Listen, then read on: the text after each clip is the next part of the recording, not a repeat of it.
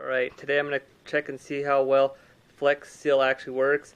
It says it's meant for vinyl, plastics, aluminum, metals, different things like that. I'm going to try it out just on a normal thin sheet of paper. This is just copy paper to see if it's waterproof versus just that. If it's waterproof towards that, then I'll do some more other reviews on a couple other heavier things, things it's kind of meant for. So first thing you want to do is you want to shake the can for 1 minute after the ball starts rattling, and then you're supposed to wait 15 minutes for it to kind of set up before it's semi-waterproof, and then 2 hours for maximum. So what I'm going to do is I'm going to spray it here, and then I'm going to wait overnight, and then overnight tomorrow I'm going to come in back and I'm going to try it out. So let me shake it up real fast. Alright, so I shook it up. I'm going to leave this piece of paper just as it is, and then on this one I'm going to coat it, not all the way. I'm going to leave the sides open, free of flexseal, to see if the sides get wet on this piece of paper or not tomorrow, and then we'll see what this one does. I'll probably do it for a 10 or 15 second test tomorrow under the water and see how it happens. So here we go.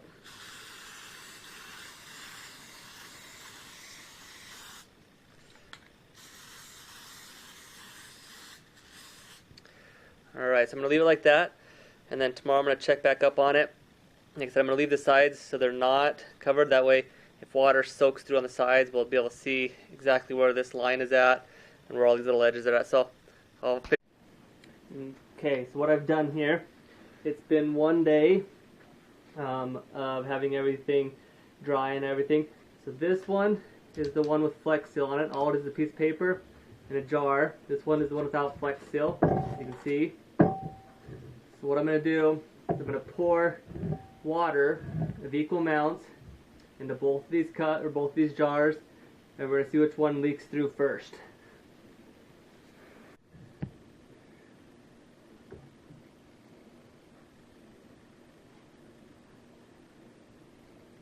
Alright, so here we go. I poured water into both of them. Now we'll just wait.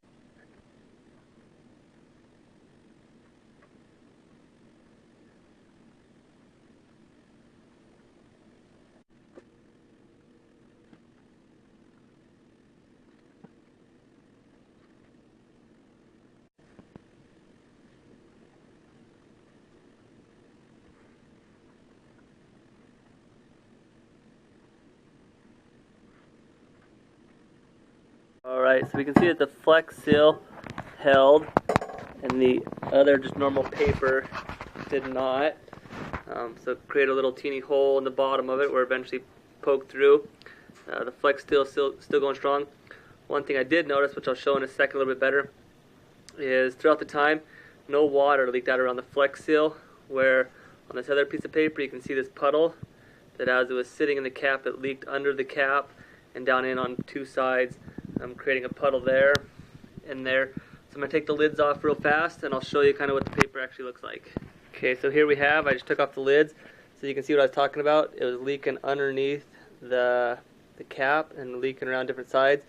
The flexseal did not, it's actually still ponded up in the middle of the paper. So as far as being leak proof, this is only about a 20-minute test, but it held up. It's still holding up compared to the paper. If I can, or if anybody's interested, I'll do another test on some plastic or something like that. Or maybe I'll drill some holes in something and then cover it up, and we'll see how well it works. But as far as being waterproof, pretty good. Durability, I can attest to that. But if I have any leaks or anything like that, I'll be sure to use it.